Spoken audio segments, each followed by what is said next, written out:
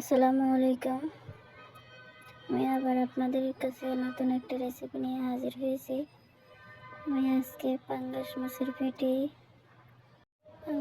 পেটির কোপ্তা বানাবো। মাছ সিদ্ধ দিয়েছি, আলু সিদ্ধ দিলাম। মাছগুলো সিদ্ধ হয়ে গেলে কাঁটাগুলো বেছে নেব।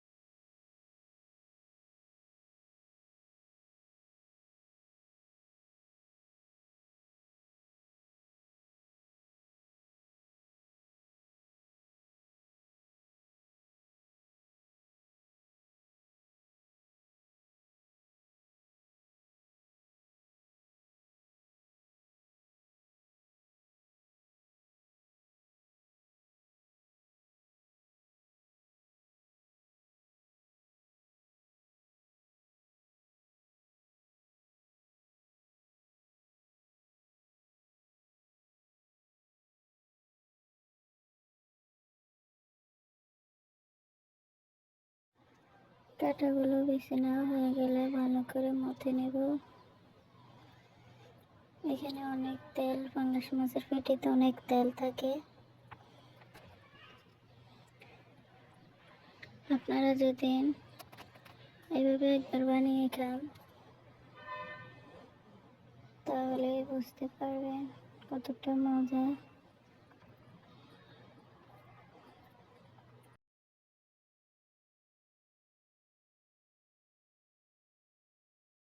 আমার মথে নেওয়া হয়ে গেছে, এখন আটা দিলাম,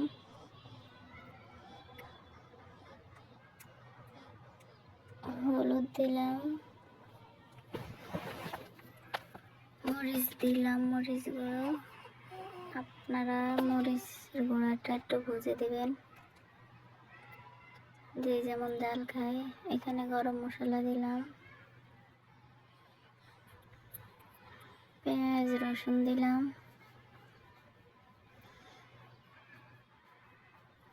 আমি আদা জিরা দিলাম না, মশলা কমই খাওয়া পছন্দ করি।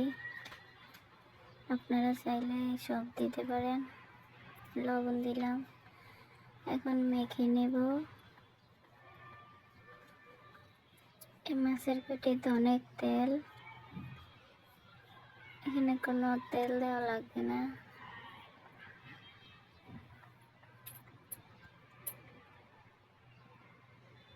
আমার মেখে নেওয়া হয়ে গেছে।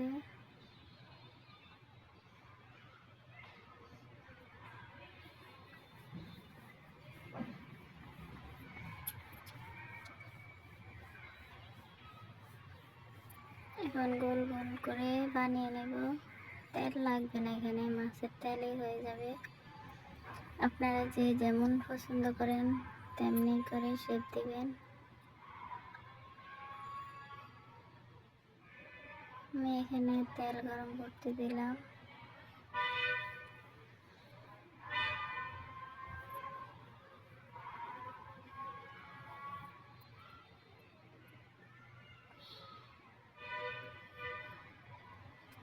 এইভাবে বানিয়ে নেব।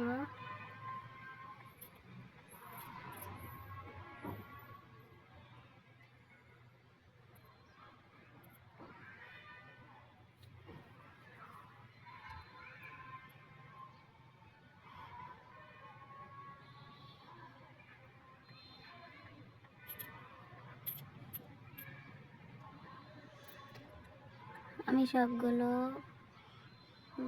একসাথে দিয়ে দিলাম। এখন উল্টিয়ে পাল্টিয়ে ভেজে নেব।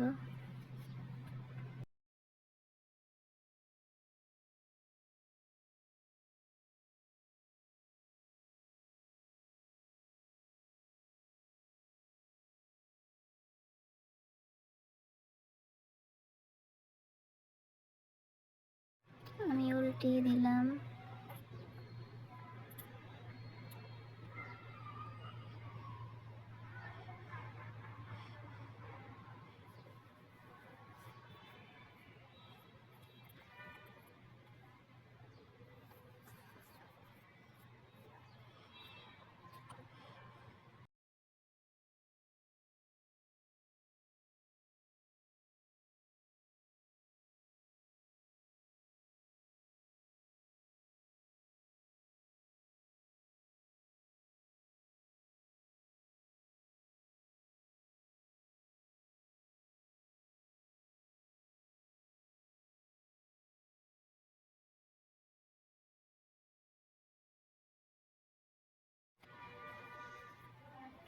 এখন তুলে নিতেছি সবগুলো।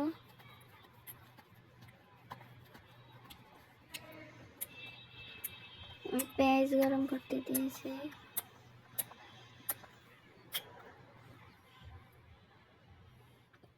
পেঁয়াজ আমি অল্প দিয়েছি, আপনারা চাইলে আরো বেশি দিতে পারেন।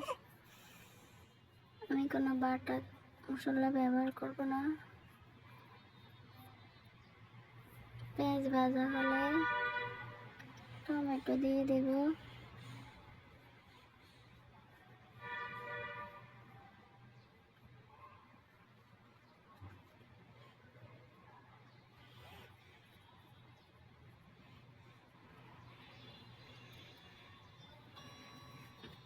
আমি আলুগুলো ছিলে নিলাম, এখন কেটে দেব। অর্ধেক সিদ্ধ করে নিলাম।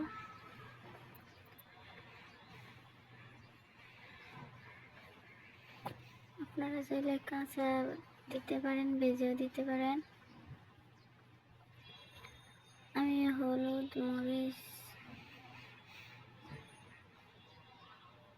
ব্যবহার করেছি পরিমাণ মতো, যাতে পুড়ে না যায়।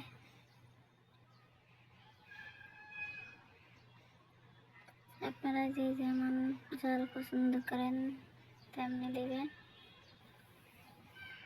আমি কোনো বাটা মশলা ব্যবহার করিনি। হলুদ মরিচ আর গরম মশলা দিয়েছি। পানি দিয়ে কষিয়ে নেব।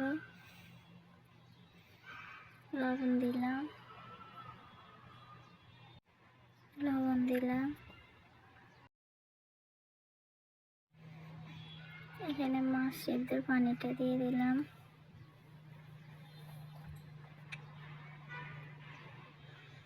পরিমাণ মতো পানি দিয়ে দেব। একসাথে পানি দেব, যাতে দ্বিতীয়বার পানি না দিতে হয়। আলুগুলো কিছুক্ষণ সিদ্ধ করে নেব।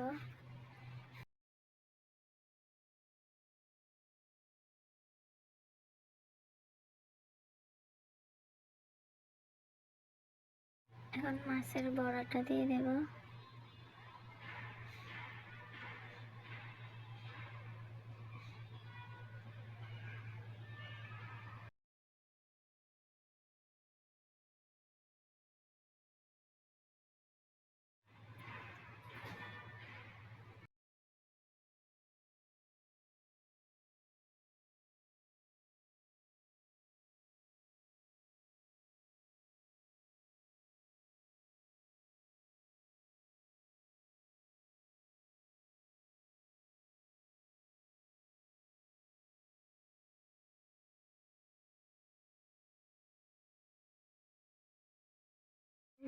মাছের বড়াগুলো দেওয়া হয়ে গেছে, এখন ঢাকনা দিয়ে রাখবো।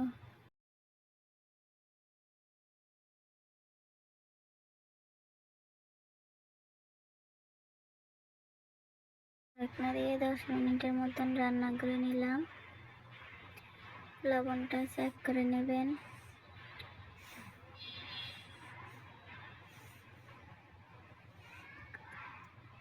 আর এখন নামিয়ে নেব।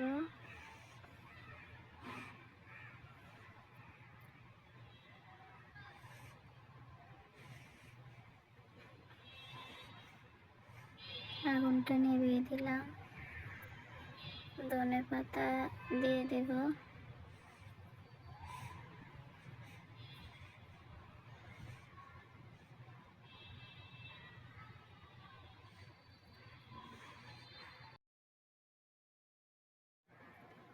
আপনারা একবার চেষ্টা করবেন। ভালো লাগলে শেয়ার, লাইক, সাবস্ক্রাইব করবেন। আল্লাহ হাফেজ।